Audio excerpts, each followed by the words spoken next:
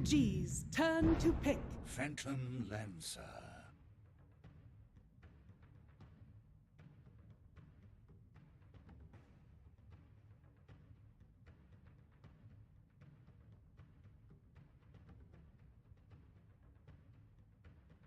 Ten seconds remaining. 5 seconds remaining.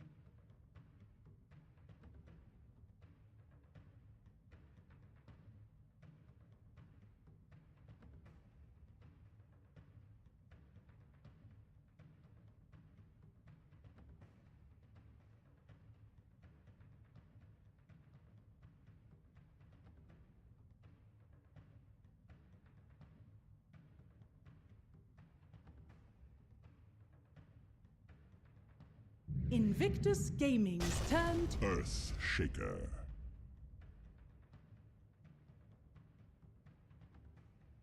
OG's turn to ban. Legion Commander.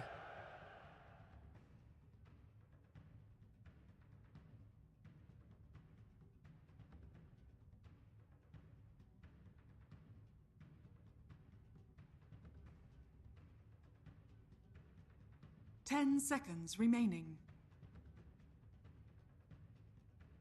5 seconds remaining.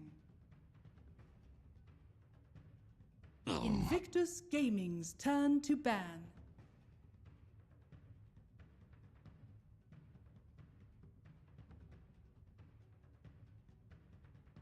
OG's turn to ban.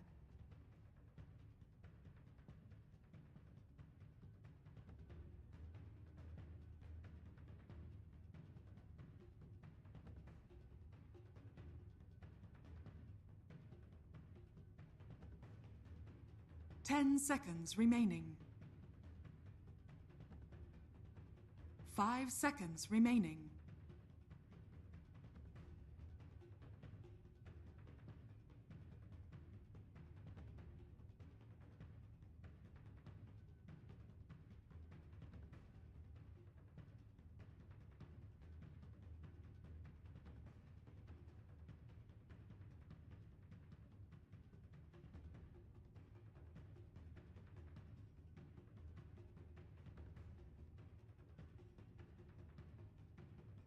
Invictus Gaming's turn to ban.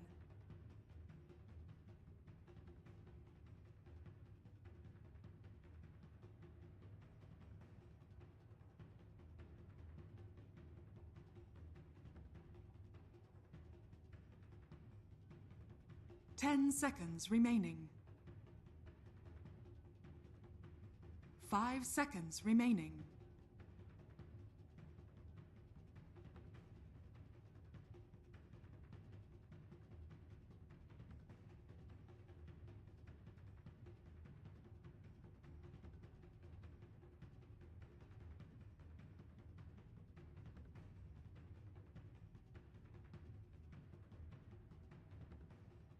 OG's turn to pick.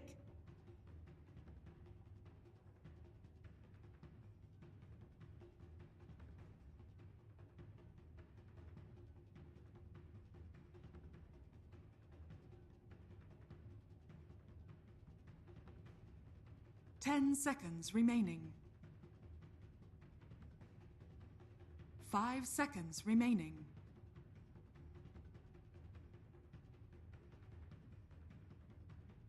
Invictus Gaming's turn.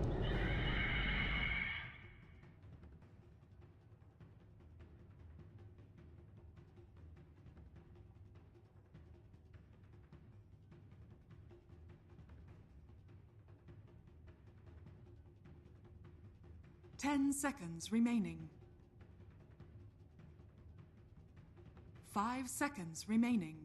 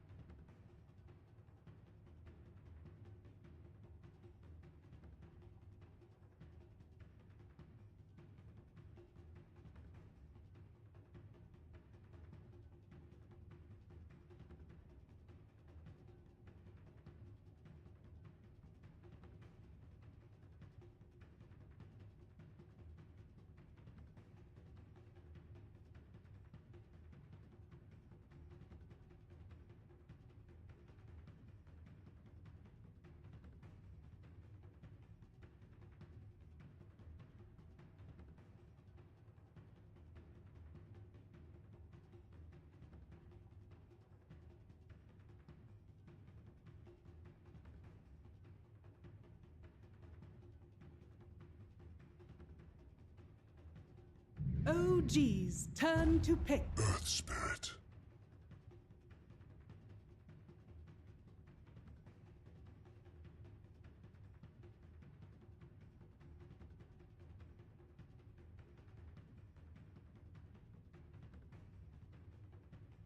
Ten seconds remaining.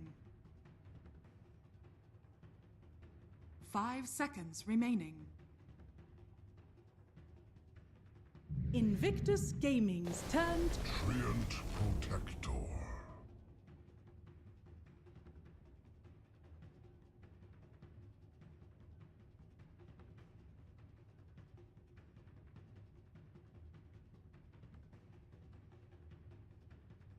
Ten seconds remaining. 5 seconds remaining.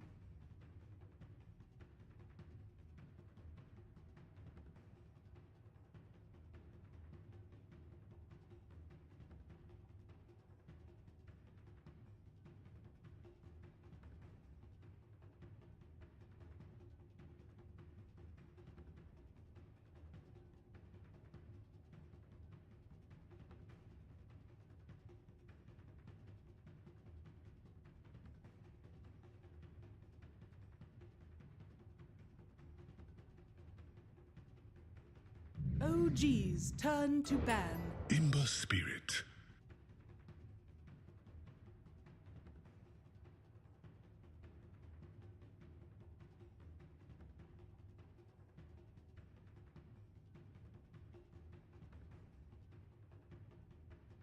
Ten seconds remaining. 5 seconds remaining.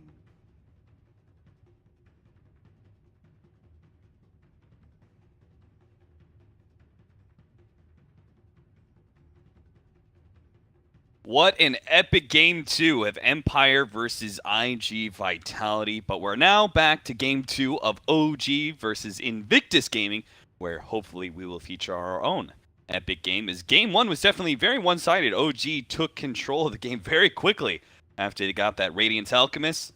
Felt like the old OG was back in time.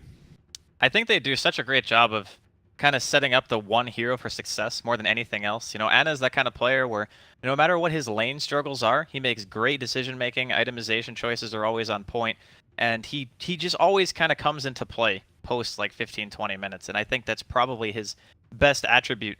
So when you have these 4 heroes as a supporting cast for an Alchemist like that against IG, it was just too much for them to handle, and it even looked fairly promising for Invictus Gaming in the early parts of the game. OP had a pretty good laning phase. They were invading the jungle a bit, and then little by little, it just seemed like OG were finding pickoffs, and Ana wasn't being killed for a while, and suddenly he goes from like being 1k ahead to 5k ahead, then 10k, and eventually he just smothered IG with an insane gold lead. So like you said, game 2, a little bit into the draft already, as we were all eagerly watching the 130-minute game? Yeah, was it? Something it was like over that? 2 hours. Completely nuts. remaining. And it's just the group stages, Cap. It is just the group stages. I wonder. Have we ever had like one of those really epically long games on the main stage? Invictus Gaming For We TI had- before? I think at TI3 there were some pretty long games, Yeah. but I don't ever remember something being that long. Like Yeah. over 2 hours, I don't believe on the main stage has ever happened before. That egregiously like megas versus just turtling against megas for hours on right, hours. right.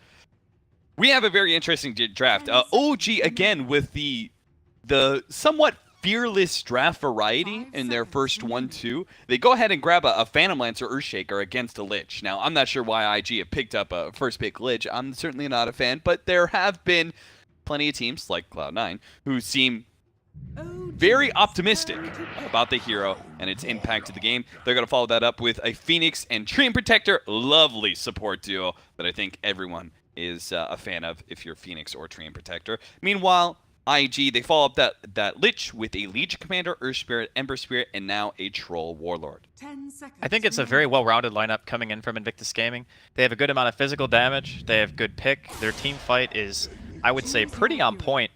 Just having Ember alone magical damage with the Earth Spirit initiation. You don't really have the greatest lockdown per se for like a Lich Chain Frost, but their laning phase is going to be really strong. They're not really going to be super weak at any stage in the game. I think that's probably the best way to kind of talk about Invictus Gaming draft here. On the other hand, you have OG, who have this. It's not really a 4 protect one, but at the same time, I think a lot of the space creation and stuff is going to be no tail, kind of running around the map and just being a nuisance. His hero is very good, I would say, against probably 3 out of 5 of Invictus Gaming's heroes. So you can obviously remove the blind from Troll. You can dispel yourself from Magnetize, which is just amazing. Right. And Lich is pretty weak against Phantom Lancer outside of just, being able to sacrifice and make him not be able to get experience in lane, because obviously Phantom Lancer buys Diffusal Blade. And Diffusal Blade against Lich armor means that you just kind of flop over. So I'm kind of liking what OG are bringing here in the second game, but I think it's a little bit different this time around because IG's lineup has extremely powerful late game, even against an Enigma, who potentially will get Blink BKB. OG have given IG the old EG switcheroo. That's a lot of Gs. It's Jesus. a lot of Gs. But they gave him the EG switcheroo. So they pick up the Earthshaker, I think the most versatile hero of the current patch that can operate in the 2, 3, 4, and 5 position, respectively. And they had the early Earthshaker. You pick up the Ember Spirit. All right, that's a really good matchup for the Earthshaker in that 1v1 mid. Go ahead and change from an offlane Earthshaker to a mid shaker and get us a different offlane hero. And as you said, BKB Enigma, super value here. There is just Chain Frost to stop the BKB Black Hole. So if he gets BKB Lincolns, that's going to be the, I guess, the penultimate team fight for either team, really. Yeah. Just going to be down to S4's positioning and team fights, which, showing the last game, his Batrider is always just a treat to watch. Played it very well. This time around, he's going to have a little bit of a different role, but still kind of the one who maybe waits a little bit, finds his opportunity, and then just goes in, which I do believe that S4, of all people, would excel at. So, game starting off here. Ember versus Earthshaker mid. I think a lot of heroes against Ember who are melee suffer a bit because you don't really have a good way of dispelling Flame Guard. But because of how much damage Enchant does, you can kind of just go in and joust. If he's harassing you a bit, you enchant Totem, you hit him. It's a tremendous amount of damage, even at just like level 2 or 3. Yeah, we see in those oftentimes the first 3 levels, the Earthshaker just positions himself between the Ember Spirit and the creep wave. He just kind of sits forward, and if you ever come forward as the Ember Spirit, he's going to hit you with the Aftershock, and he might hit you with the Totem, depending on what the creeps are doing and whether or not he wants a certain CS. So it's going to be an interesting matchup for sure. But later on into the levels, right, it does get a little bit dangerous for the Earthshaker. He may be tanky, but the higher levels of Flame Guard chains and then eventually the Remnant does provide such a significant amount of burst damage that just even one support, which they do have a really good one for punishing melee heroes in the mid lane, Bulbika's Earth Spirit, just one support can do a lot to kill the Earth Spirit mid. He's definitely going to need a lot of support, I think, once the Ember starts to get to like that 5-6 range, like you're talking about, just the immediate kill potential that comes out once you have Fire Remnant available. His kill potential goes from pretty good to ridiculous in one level, something that Ana himself is going to have to be very aware of.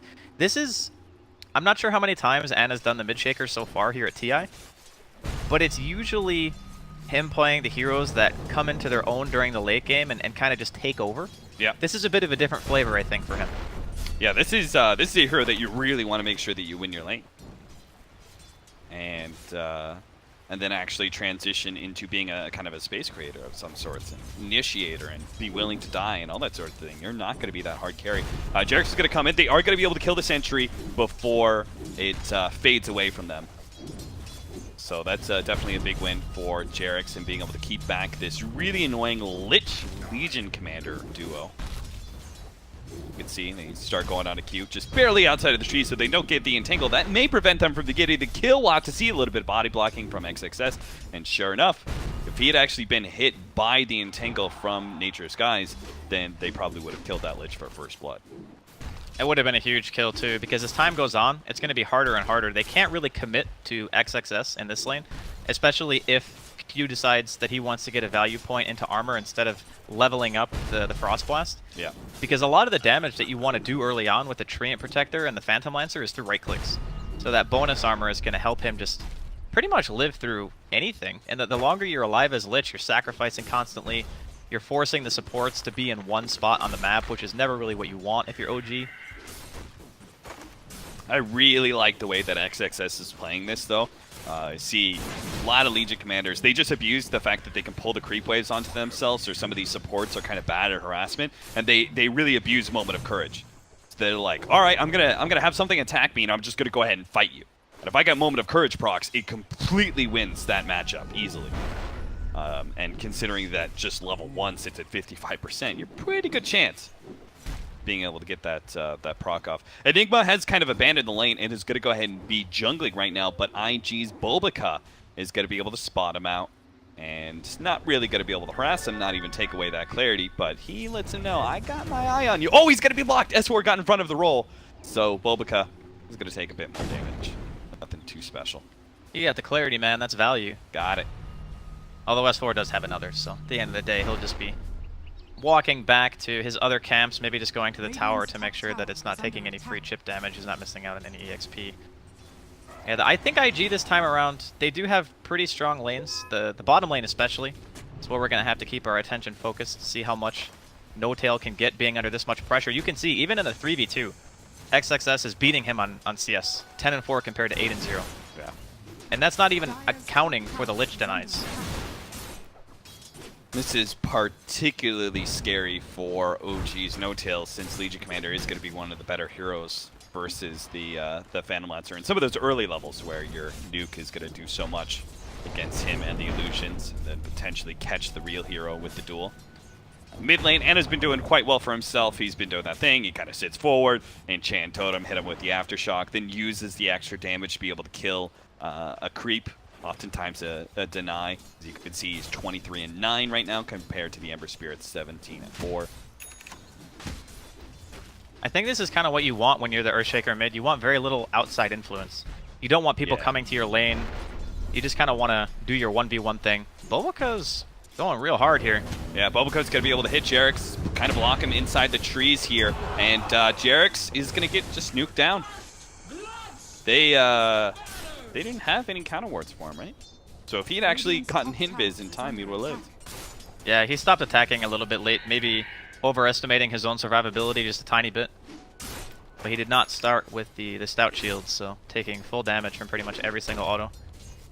I wonder if he regrets that, especially the way that Legion Commander was fighting him so often in that laning phase situation. That normally as Street, you shouldn't be worrying about trading hits. Right. At all, but this is actually because it's Legion Commander and she's quite good at being able to trade back and forth with heroes. It actually ended up being to the favor of Legion Commander rather than the Treant Protector.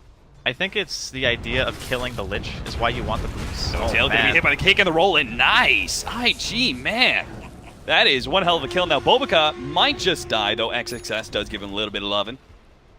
Press the attack will allow Bulbaka to live. He's already got phase. He's going to get gigantic in this lane if this keeps up. They have the Shrine too. Like, this timing is perfect. They go for an all-in commitment under the tower, 2 heroes low. They get the Shrine. They're going to be able to go right back to lane. So it's not even as if No-Tail's going to get a reprieve from this pressure. It's just going to be right back in his face. I wonder if IG are going to be even more pressure as they're going to be able to catch Flying. Nice double kick there. Bulbaka even hits Jerix on the side. No-Tail tries to come in. But all that he's going to receive for his efforts, a lot of chase down from XXS. Anyway, I was wondering if OP, if he's going to rotate once he hits level 6, if he actually puts even more pressure in that bottom lane. But he's actually going to receive the Echo Slam here, and it doesn't quite have enough damage till the Enchant Totem and the extra hit does manage to get that kill. So important. See, this is the thing about the Earthshaker mid lane. He'll always secure a CS advantage over you. He hits level 6 first, has that Echo Slam ready to go. It's such a big kill combination, while the Ember Spirit didn't have his level 6. So even though he didn't have the straight-up instant kill chain stun combination to finish off the Earth Spirit, it didn't matter because he didn't have the escape mechanism of the Remnant. Oh, it was a really nice bait from Anna. I'm not sure if he intentionally walked into tower range, but that kicked off by him eating his Searing Chains into Flame Guard into eating about 2 or 3 tower shots in a row. And just even more benefit having the Arcane Rune when he threw out the first Echo, so that means it's just going to be up that much faster. And again, there's not really a lot of outside influence on this lane. It's pretty much just a strict 1v1. This is looking like, to me, the way we're seeing these lanes play out, pretty clear IG victory in part of this early draft, because I don't Yeah. think this is going to turn around pretty quickly. I mean, OG do have all this amazing team fight potential, but it's going to be heavily based on execution. They need some great black holes or some great supernovas combined with the overgrowth, and it's going to be at a disadvantage. Like, very likely IG are going to walk away from this 10 to 15 minute marker with, like, I would say at least a 5k gold lead. Might even be more than that, to be honest. Like, Yeah. I think you might be being a little bit generous. That's probably true. Because Burning's free farming. We've seen Burning Troll turn up. And then XXS, he's free farming and keeping No Tail down. I wouldn't be surprised if this tower Oh, look at this cap. In the jungle of IG. Wow. Huge stack being taken. Wow. Giving it all to OP. Yeah, OP is so happy with this. He had to lane against an Earthshaker, but now he is back in business, almost level 8 to match Anna's. Well, actually, Anna's almost level 9, but still. Some healthy recovery. The real benefit that IG currently have is not only is their offlane winning really hard, but they have a hero that's great at rotating. Top, speaking of rotations, Burning. They do have Black Hole, but he doesn't have the mana for it on S4, and I don't think they have the damage anyway. Even if they did have all the other prerequisites. It would have been pretty close, because they had the Eidolons out. Yeah. I think if maybe they had the mana for Black Hole, that they probably would have been able to get it, but it would have been close. It's all up for OG's Anna to turn this early game. And you don't really say that too often about the lineups. You know, you don't usually say, Anna needs to go on, have a great laning phase, and win the early game for the rest of OG. But that's exactly what he has to do here. Once he picks up his Blink Dagger, he's going to have to relieve some of the pressure on No Tail and create some space for both him and S4. Because S4 is kind of a slow roller as well with this Enigma. I think he'll have his blink timing at such a point where they should be able to handle it. Roll forward from Boboka. Boboka is going to be able to get the stun in. Silence as well, so Earthshaker's not going to be able to go for the Echo Slam, and I don't think he really wants to here. He realizes he is dead. Better to hold. Oh, okay, he's actually going to use the Echo Slam to see if he can actually get away from all of this one, see if he can hide in the trees or something, but he's still going to be caught. That's 4 heroes. Yeah. That was a lot of reaction. I mean, he does end up losing a little bit of money, but at the end of the day, when you see that many heroes of IG in the middle lane just to kill one hero, No Tail is going to be having a little sigh of relief, Oh at dear, least. Jarex. What have you done? Just giving a kill to Burning. That's what you've done. Believe me, you haven't seen the Burning Troll. You really don't want to give him any extra net worth, because this guy actually knows how to farm expertly with the hero. It's Mask of Madness build. You also have to watch out for the early Roshan. As I recall, he did this around 10 minutes last time, and it's going to be jumped on once again. They're just going to keep this Blink Dagger out of the game. Because after all, if you're putting all this pressure on mid, and yeah, you're rotating a lot of heroes, what's really changing about the game? Like what, No Tail's going to get a little farm? It's not like No Tail picks up an item in the next 10 minutes that changes the game at all. I agree. It is... I mean, it's nice for No Tail because he can hit creeps, but at the same time, the high-impact heroes are pretty much the Enigma and the Shaker. If you keep them down, those are the ones who are going to be making the plays and kind of allowing the rest of OG to recover and really win you fights. And if you can't get those key items up, it's going to get really rough for OG very quickly. And if you look at S4's itemization, he's opted to go for the Midas. So he's not going to be able to get that blink anytime soon. Speaking of OP following him around here with the Invis. They've already hit priority number 1 with the Earthshaker. Now they're going to hit priority number 2 to go for the S4. He does have the Black Hole, but they get the kick in. He still has the sounds ready to go, so if he tries to go for the Black Hole, he might be able to stop him. OP is getting farther and farther away from the Earth Spirit. Boboka now stuck in the trees, tries to go for the rollout. Fly stays on top of him, though. Nice turnaround there by OG. A fairly big reaction, but I think necessary. You can't let S4 just die at this stage, especially when he's very, very close to his Midas. Yeah. Still a couple hundred away from the blink on Anna here, 600, give or take. He probably would have had it already if no one had interfered with the middle lane. But I think that IG were so satisfied with how bottom went, they could justify, you know, sending that many heroes over. Sure. It's like, okay, well, we've kind of dominated our lane. Right now, the PL still has less CS than XXS right now. And he's kind of left the lane for a little while. Sure, they eventually take the tier 1, but it's not like it's been under constant pressure. A lot of the supports of IG were rotating. Big nuke on No Tail and some of S4's Eidolons. Now, XXS does have to be kind of careful here. He's going to try and take off the Malphus. No-Tail still pursuing. He's going to turn and fight. Does have the Sunray out. That's going to actually add a lot. They're going to throw down the Black Hole too. So a big kill for OG. Now they're in deep. So OP might be able to punish this. He's going to be the only one TPing, however. He really doesn't have any backup, but he believes in himself. And he looks for the kill onto S4. Nice little doppelganger there from No-Tail to dodge the damage, but it won't save No-Tail, that's for certain. Now they have to make sure that OP can actually get out, but he's still good. He's going to keep on moving forward. Now that he's got the backup of Q with the extra nuke, they'll manage to finish off the Phantom Lancer as well. So they do indeed punish OG for that very deep dive and heavy commitment to kill XXS. That was such a nice judgment of how strong OP was at that given point in time. Like recognizing, okay, there's no Midnight Pulse. S4 is gone for the 4-4-0 build, so they couldn't clear out the trees, which means he has to pretty much commit Black Hole to ensure they get the kill on XXS. And then he's like, okay, how do you break my Flame Guard? You have no magical damage besides like a Spirit Lance and Malefice, which is not really that impressive. Just ensures that he gets the full benefit of his newly purchased Veil. OG are actually two-man smoked up here. Anna's coming in with the Blink Dagger. This could be huge. They're going on to S4. This is a perfect kind of setup for Anna to be able to get a big kill. Leads with a Fissure, follow up, Enchant Totem hit. Enchant Totem number 2 does manage to get it without using the Echo Slam. That is perfect for OG. Yes, they lost S4, and that's sad, but they'll gladly trade the 1-for-1 trade-off, especially if they don't have to use their big-time ultimate. But Anna may not have the opportunity for a second chance to use Echo Slam as he immediately gets dueled up by XXS. And a winner for him, plus a tower for dinner. Very good stuff. I like it. I'm a fan. Of IG, or am I wrong? Well, both. It can be both, right? Bottom lane. Burning, going in here. Onto No-Tail, chasing him down with the Mask of Madness. No-Tail, no Doppelganger. He's going to have to juke in the trees a little bit more. 6 more seconds. Nice loop around the trees, but Burning is onto him. Burning is a Bloodhound. He's just not going to let No-Tail juke him. He's going to stay on top of this hero. Does manage to take away the living armor.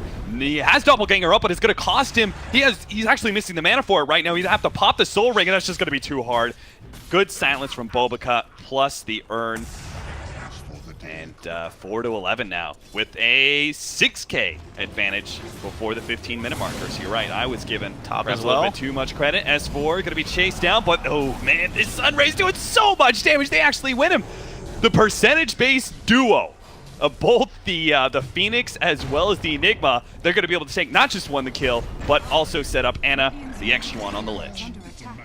Oh, we definitely take those. That's another TP and middle lane actually canceled. Jerix is sitting around here, but he doesn't have Overgrowth, so I'm not sure what he can really do to stop OP. Meanwhile, OG, if they could take this tier 1 tower, that would be absolutely ecstatic.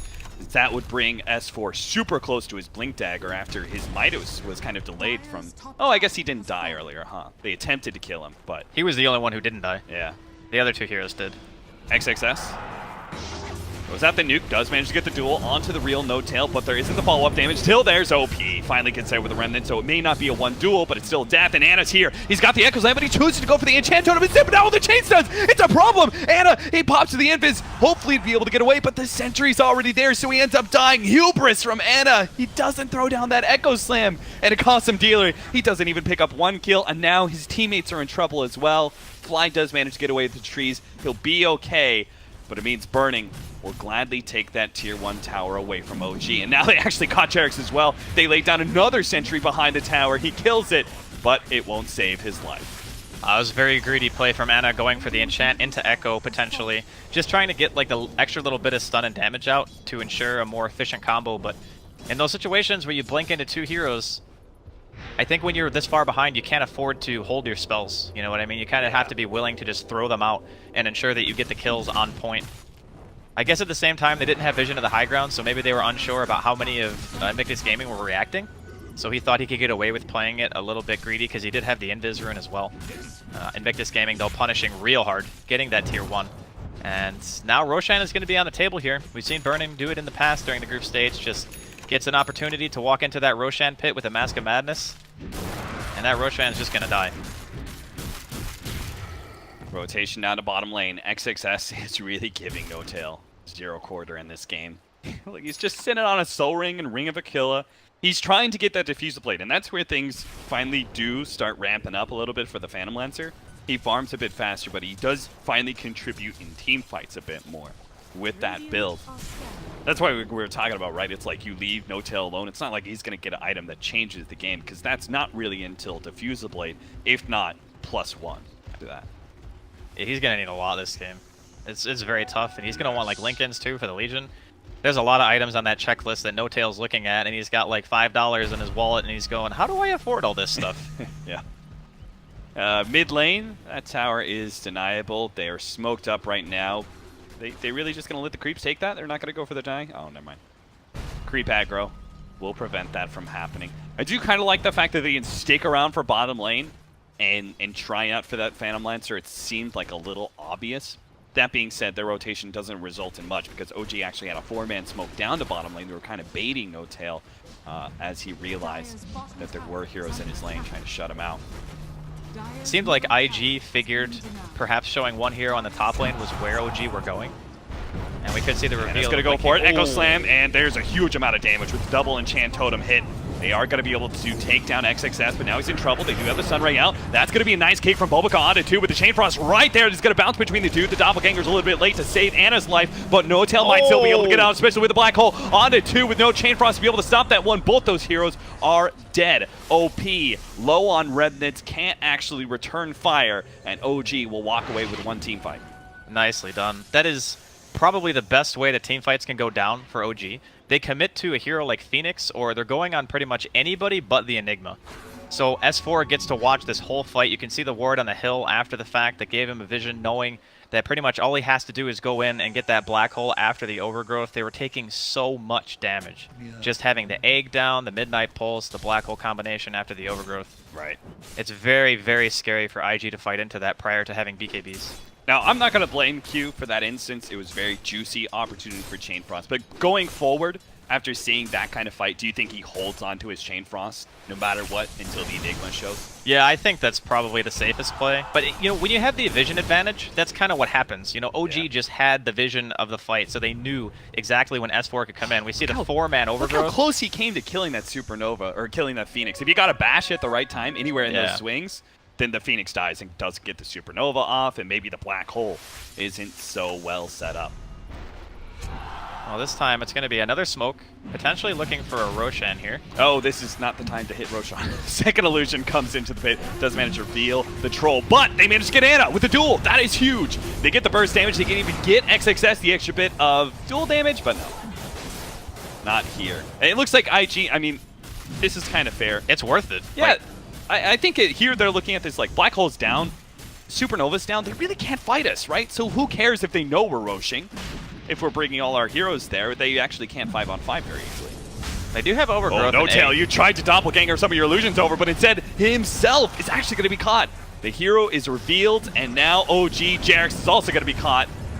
Fly tries to help him out, but OP actually goes straight for Fly. Fly is going to be ensnared a little bit and silenced.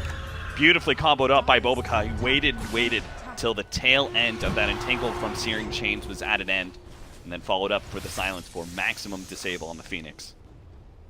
Very nice punish here from IG. Having vision, knowing they can go for the kill onto Anna, recognizing the discrepancy in team fight without the use of the 2 ultimates. Just making sure that they get every single possible advantage they can. And I think this is one of the really important things when you're playing against a style that OG has in this draft, is just knowing when your timings are, recognizing, hey, they just popped all these ults. We need to make sure that we do something. Like, even if it's just 1 tower kill, if it's Roshan, if it's a pick or 2, you have to apply some pressure in that downtime. You can't just allow OG to play the game and always have their ultimates up for every big engagement. Yeah, don't play scared, right? Exactly. Just run at them. Run at them. They're not going to be able to fight back. They've got the Blade Mail now for the Legion Commander. Pretty good timing. He had an excellent start, and obviously he's been delayed a little bit, but they still get it around the time that Sentry down. Nice pick up on Jarex. There goes that Sentry, but they're still going to be able to find him with the Dust, and that's going to be dual damage. Hey! That is such a terrifying combination. Having the Troll Warlord Battle Trance with a Legion. Yeah. Scary indeed. Fortunately, Legion has not won most of her duels, so she's she doesn't have that really big threatening physical damage, but I'm sure she'll get there. Given this current rate, having a 6k net worth lead 21 minutes in, Invictus Gaming certainly seems to be playing a much more solid game. He's hiding pretty far back here, and he does have the Echo Slam. I think he can pretty much 3-shot any of these heroes, right? He goes in, hits the enchant totem, then echo slams, enchant totems again, hits. I think that pretty much kills anybody. I believe so. And don't forget that True Strike. So even Troll, Yeah. not going to be able to stop the damage output. Granted, if you don't kill him in that combo and Burning is able to pop a BKB, then you're going to have a really bad time because you're not going to get to move anymore. Yeah, he's just going to start life-stealing up. His Mask of Madness swings. Look at him, he's hitting for almost 200 damage a hit already. He's actually going to pick up the Blink Dagger here. I like this a lot because it creates a lot of chaos in these team fights, and it's hard because OG have a very clear game plan set up. You know, we go in, we set up the Supernova, then we get the Overgrowth Entangle. Somewhere there's going to be a Black Hole. They don't like chaotic fights. They like very clean, precise team fights with this kind of lineup. And this Blink Dagger to the back lines for the Troll is just going to create a lot of chaos because the IG team is going to be very split up and kind of focusing, you know, individual heroes. OP's going to be over here targeting some support. Burning's going to be going for a core on the side or in the back lines or something like that. And there's not going to be a clear opportunity for that big black hole. Just kind of building on what you're saying about the Blink before BKB, he has the Aegis to fill the timing to where you would normally want the BKB anyway. Oh yeah, that's so true. if IG were to take a fight right now and Burning dies once because they have to commit Black Hole and Echo to him, then he just comes back anyway. So regardless of, it's a more efficient farming item because it gets you across the map faster. Yep. You don't have to worry about the BKB just yet because your Aegis is still in your inventory, and then, you know, later on into the game when he feels like he needs to finish it up, which I'm guessing is going to be his next choice, then they'll have that really strong peak and being able to fight into the ultimates of OG. The only thing that I guess he might want in addition to that BKB is maybe thinking about disassembling the SNY and going for a Manta, because he's playing against Tree. Yeah, and if you that's true. BKB too early and you get Overgrowth, it can feel real bad. Yeah. Especially if you pops your ultimate in your battle trance, but then you get it overgrowthed. Yeah, that's like the worst feeling in the world. No Tail is still trying to get his Boots of Travel, but the Enigma does hit his level 15. That's a very big peak for the Enigma because he now gets the cooldown reduction. No Tail. No Tail is going to be dueled up in serious trouble, especially against that Blade Mail, the Chain Frost. They throw everything they have at him. These picks don't come along very often for IG at this point, simply because OG like trying to play a keep away game. It's a lot of hero commitment. I guess that's the one thing that OG can take solace in, is having to have 4 or 5 heroes in the vicinity to make sure that they get that kill. But if XXS keeps getting this dual damage, eventually what's going to happen is he won't need his team anymore. Yeah. He'll be able to just kill you on his own. And that's where it becomes really problematic, because then you're not being able to account for multiple heroes in the same spot. Black Hole, They're OP. going to be able to catch. They're just full-on commitment. Take down OP. That's got to be worth it. I mean, now IG are obviously just going to head straight into OG, but the difference is that one time they used Supernova and Black Hole to be able to win this team fight. OG could still win a fight without Black Hole based on the Supernova Overgrowth plus Echo Slam combination. So IG can't be too fearless in just charging into OG once OP's back in. At the very least, until they have BKBs. Yes. That's going to be the one That's point true. where OG's team fight is going to feel, I guess, a bit underwhelming.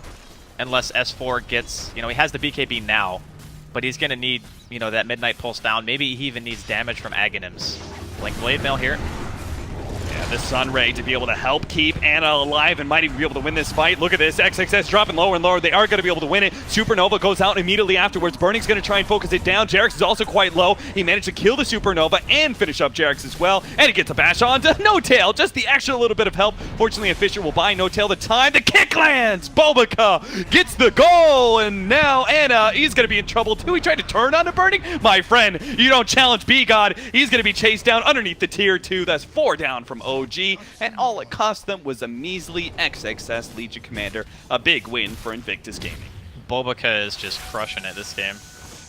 What an Earth Spirit player. This is kind of what we talked about the other days. Earth Spirit's not really seen as much as he used to be seen play, but if you have a person who plays the hero at the level of like a Bobica or a Jerax, you're doing yourself a disservice by not playing it. Like, he's had a lot of clutch silences, clutch stun there onto No Tail to get the kill after it looked like he was going to get away, ensuring that Anna couldn't get the Echo out. He probably would have killed Burning. Like, he was at about 1,000 health. We'll get to watch it again here. XXS goes in. We can see how good Phoenix is against Legion in this specific instance. Just the Sunray dealing damage and also healing. I have to wonder, like, they focus so much on saving Anna using that Overgrowth there. it comes back to bite them later on, where they pop the supernova and unable to control Burning as he just goes straight for the egg. Yeah, we'll get to see it again. Pele in action. There it is. Goal! Very nicely done. And then there's not really much that they can do once the ultimates are down. They kind of have to just go on full retreat, wait a little bit longer. You know, No-Tail's still making his way towards those boots of travel, man. It is 27 minutes in. What is with the mass Yule Scepters that OG is trying to build?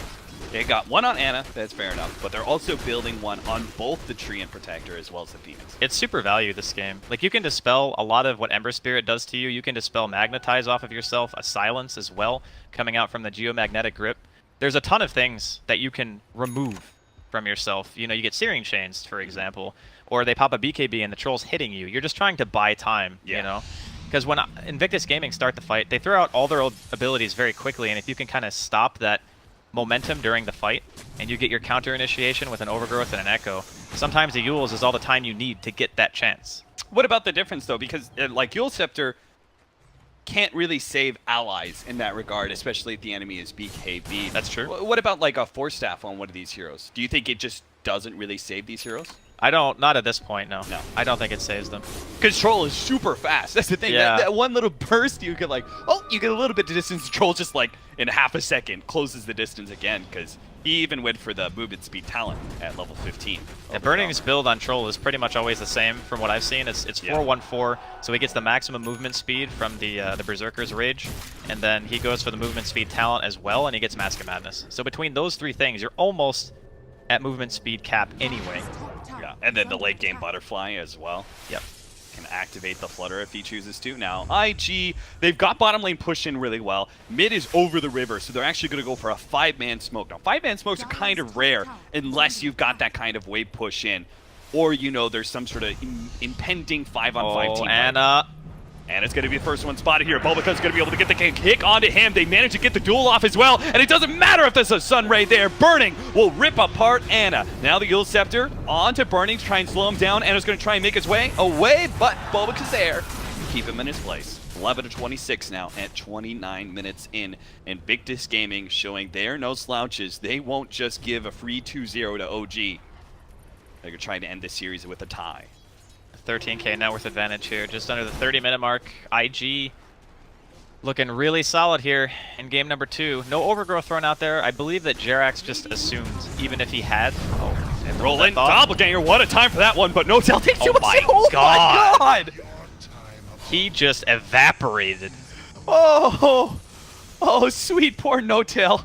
Sweet young boy. I think the Veil hit after his Doppelganger, right? So he just it did. Exploded. It took so much magic damage from that. There might have even been a Maelstrom proc in there as well. The Sleight of Fist and the Remnant landing. The gem on Boboka has been doing a ton of work. Like, if you look at the map right now, OG have no vision whatsoever. Yeah. Like, it's very hard to anticipate movements like that when you just cannot see anything. Your lanes are all pushed past the river. Very hard to get out on the map right now if you're OG. You're really looking for that. I think that's why they did the movement top, right? Because you just don't see anything. So you kind of have to be together. And if you're going to be together, you want to push. You want to try to get an objective. So you're not just like farming jungle as 5. It doesn't feel very good to do that. Just share a neutral creepy experience, which has already got nerfed. Yeah, this is no bueno. Very quickly getting out of hand. They do have such a wombo combo that I would say that it is possible for them to make a comeback. Sure. It just requires IG to kind of overcommit to something. I think IG are doing a really great job at making sure that even if they do get into a bad team fight, like it's not going to be the end of them. They're not like running at OG that often. They're actually spreading apart and farming very efficiently. So that even if they do run into like, oh, okay, we lost to a 3-man black hole or something, like they'll still have a significant advantage. They'll still be controlling the map because, again, OG just kind of have to stay 5-man at all times. They're so scared of the pickup potential. They're going to be able to get an initiation onto Bulbacup, but a Force Staff actually managed to save Black Hole. Oh, baby. It comes forward, managed to catch 2. No-Tail's there on the side. They're going to be able to get the Supernova on top of that one, but Burning is not actually in that one. He's going to be in the Roshan pit, beating on the egg, and he does manage to kill it. Though onto the... No, that's going to be No-Tail going down with Phantom Lancer. Now, Ana's going to be caught as well. Bulbaca may have missed the roll, but it doesn't miss the kill. X-Success is still fighting against that 40. Stays alive. The heal as the procs come off from the Moment of Courage against the Eidolons. And he will stay alive. That's going to be a full 5-man wipe 12 to 32. Invictus Gaming go right back to the Roshan pit that OG tried to contest, grab themselves Aegis, and they can keep going with no black hole available for OG for the next minute or so. Oh man, it was really close to being a fight win for OG. They got the 2-man black hole, the Midnight Pulse was down, the follow-up egg came in, but Burning was so far into the Roshan pit that the black hole didn't end up hitting him, so he was able to just attack the egg, and Fly just ends up dying after the fact. XXS is so farmed that he just duels No Tail, just knowing that he's going to be able to survive through that at the very least, and Enigma can't kill a Legion without black hole. There's no way. Heal Scepter sets up the Kick Stone, but IG are not going to bother messing around with Phoenix. Got their mind on objectives. XXS, actually, there's an Echo Slam. Oh, that actually knocks out two. Instantly, the Agent's gone, but Anis may have to give up his life for this one. Fortunately, Sunray keeps him alive, and the Shrine will get him back to full, but Burning, on his second life, finishes up the melee racks. He wants that objective, even if it costs him his life. This early on in the game, it's a huge win, but it looks like Burning is still going to be able to get out, thanks to the help of a Glimmer Cape. OG have no way to be able to stop his retreat. That was a nice echo. They did make him burn through the cheese, but of course a tier 3 going down means the shrines are available to go ahead and take out. A little bit of bonus golden experience. Also the map control. Invictus Gaming probably don't need much more of that at this point, but they'll take it. Burning is almost level 25. Yeah, he's going ham. That's crazy. He's 21,000 net worth. The next highest in the game is 16,000. That's on his own team. The man knows how to hit his creeps. Just for the viewers, real quickly, can we pull up the fantasy points? I know some people have been kind of hoping to look at that. You see, Burning's actually sitting at 23 fantasy points, and Bulbica's at 17. It's a 33-minute game. That's a lot of points. That's a lot of points for this early on. It just goes to show how much destruction Invictus Gaming have put into this game. Burning sitting at 655 gold per minute. Well, there's still maybe, I would say, 1 or 2 really big fights left for OG to kind of get everything together. You know, the Echo, the Egg, the Black Hole, the Overgrowth to kind of take a team fight. But the longer the game goes, we haven't really talked about much of it, but the split pushing potential, I think, of IG, given how strong their cores are at this stage, just seems to be a little bit better than what OG can potentially do. Because A, you're scared. If you show heroes in a lane, you could potentially just die to the Legion Commander, for example. And B, if you were trying to pick a hero yourself, you gotta commit so much. Like, you gotta send in a Black Hole, you gotta echo somebody. Man, No Tail just looks so weak against these heroes. When you start so far behind, and it's just, there's no part of the game where I can see No Tail finally feeling comfortable against this Ember Spirit, you know? Like, Ember Spirit's always going to be farmed enough that one sleight of fist is going to do so much damage to both him and clear out the illusions. Same kind of goes for XXS's nukes. Just because the Phantom Lancer isn't going to be tanking up very quickly anytime soon. He's going to be able to get his Manta, but it's really that third item where maybe you get Scotty, maybe you get Heart, something like that. Yeah. Seen a couple of Assault Cuirasses on Phantom Lancer. I like the Heart choice just because, you know, Heart Butterfly is one of the better late games because you kind of need the sustain too. You kind of want to be in and out of the fights, like a Slark would be, for example. Right. Just go out, regen, come back in with full health, try to drag out the fight as much as you can. It doesn't really play that well with how your team fights, though, because you're so ultimate reliant. It's kind of like you throw your ultimates, and if you haven't won the fight by then, you're just not going to win the fight. Late game talents for Phantom Lancer. Is there anything that could really change? I mean, you've got 15% magic resistance or evasion. That's a pretty good little buff up there. And then the 25 plus 20 strength could help out a lot if he chooses that route. Just trying to see where can OG really peak out here in some way that gives them a little boon, because I'm just not seeing the opportunity. I don't think IG will ever make that mistake that gives the game-winning, or at least fight-winning, Black Hole to OG. That's kind of what they need, though. Oh, XXS is going to find Jarex. You know they do. See you later. I agree that it's very difficult at this point to force Invictus Gaming into a situation where they feel the need to clump up that much. Normally, if the game was closer, you could possibly force it by No Tail being, you know, 1 or 2 items ahead of where he is right now, and the enemy team needing to kind of congregate around him to get the kill. That's when the Enigma really shines, when you can bait heroes in like that and get the return Black Hole. but they just don't have the net worth on their heroes to force that kind of fight.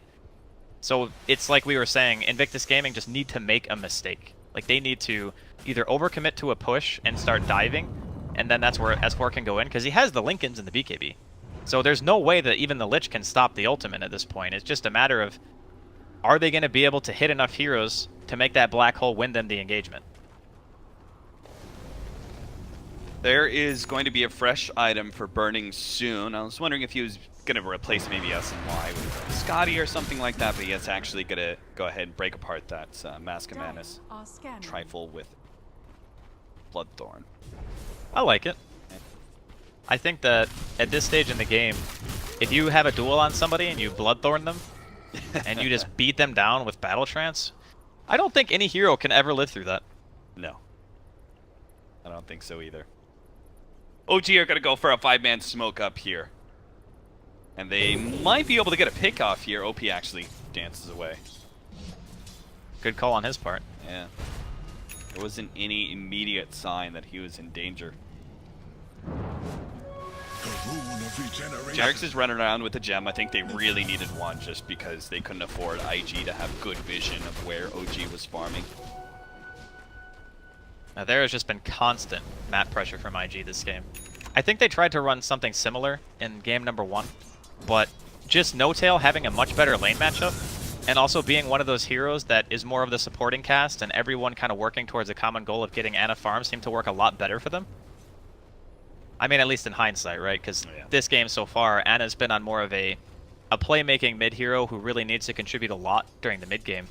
And for a multitude of reasons, it just really hasn't worked out for them. Yeah. There was already enough pressure on him to perform and create the space. You combine that with, like, maybe one error, say that blink in mid where he does an Echo Slam on 2. That just costs you so much. Yeah. It's tough, though, because you get into these situations where you feel like you're behind, and part of you wants to try to play it as effectively as possible so you can keep your ultimates for later on. Yeah, I mean, it was a huge win earlier times where he was able to kill heroes without the Echo Slam. It's like, oh, sick, he got that with just double enchant totem. Like, he maintains that offensive stance on the enemy team, well, because he still has Echo Slam. Yep. But then trying to be a little bit too efficient may have cost him more. They were going to have a 4-man smoke up from IG. Look at this warding in the top lane. They are going to see everything. Yeah, this is really sick. They're going to be able to run into Jarex first. Where's the... well, they're going to be able to actually catch S4 first. They can get the duel off after the Lincolns. Control him up. There was really good control of the overgrowth. They actually delayed that quite a bit. OP looks for more. Managed to kill the Phoenix. Now looks to grab Ana while Bulbaca finishes off the Tree Protector. Ana does get spotted by OP, and farther down, looks like they're going to try and catch No-Tail as well. This could be a full-on wipe here. They actually get No-Tail inside the base. XXX charges after him, goes for the Bloodthorn. They manage to get him, and that is going to be a pop.